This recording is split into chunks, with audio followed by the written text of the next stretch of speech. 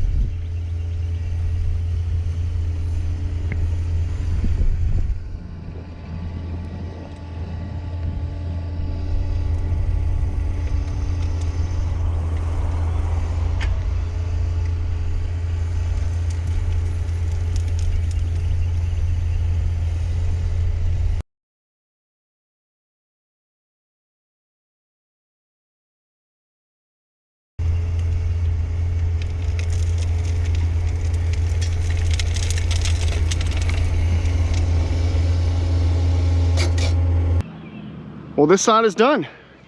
The client was not here when I got here, but he showed up about an hour ago, and I walked out here with him. We kind of discussed everything, and he's really happy with the way it looks. I got a fine tune. I took the rake, the hand rake, and just filled in a couple little things here, raked out a couple things, and got this fine tune. And then I just took the tracks over and just kind of tracked everything back down. It looks really good. I'm going to send him Greg the landscaper's number. You guys follow my channel. You've seen Greg and his company in several videos. I've helped him out on some projects, and he's helped me on some stuff. He's a turf guy. He is a turf grass expert guy, and I'm gonna have him come out here and consult with them about, you know, what the best option is. This stuff is just pure dust. I was gonna put the GoPro on the skid steer, but I figured you guys wouldn't be able to see anything because this is just pure dust in here almost. And it's, so talking to the client, I got a little bit more of the backstory on this lot over here. This lot was originally a construction site for a company, construction company. This was their yard, and I guess they must have either crushed concrete out here or they had debris piles. And when they hired out to do, they hired someone else to do the site work, and I know both companies. I know who owned this lot, and I also know who did the site work. They probably just, they looks like they just covered everything over. Look at the rocks I found in here. Look at this stuff. This is what their Harley Rake kicked up. That's like number 3. That's a piece of that's a piece of brick. You know, just pieces of everything down from like 57 size concrete. That's a piece of granite. I mean, I picked out a bunch of it, as much as I could. It's just everywhere. And so this is just a big hole of nothing but dust and rock. And no wonder the grass doesn't grow, because it's trying to grow in dust and rock, and it's just not taking. And the ditch is, the county needs to come. That ought to be the county's responsibility right here with this ditch. I don't know what the hell's going on here. And we may have to come back to address this issue right here on this side, but I would think the whole ditch would be their concern, but maybe not. But I got these humps knocked down, got all this flattened out, so he's not looking for anything exactly level, perfect, just, you know, nothing severe as far as any angles or dips or divots and swales in this, so he can bring the mower through here and there's no need to actually come back and weed eat little areas. So I cleaned all that up, and this looks good. So I'm gonna wait for a career day to kind of finish up here and get a few more of those cars on the other side, let those people get out of here, and we'll get started on the next side. And that shouldn't take too long. It's about maybe half the length of this side, and this didn't take but a couple hours to get this squared away, and so that shouldn't take too long, and we'll be out of here. So let's see what happens.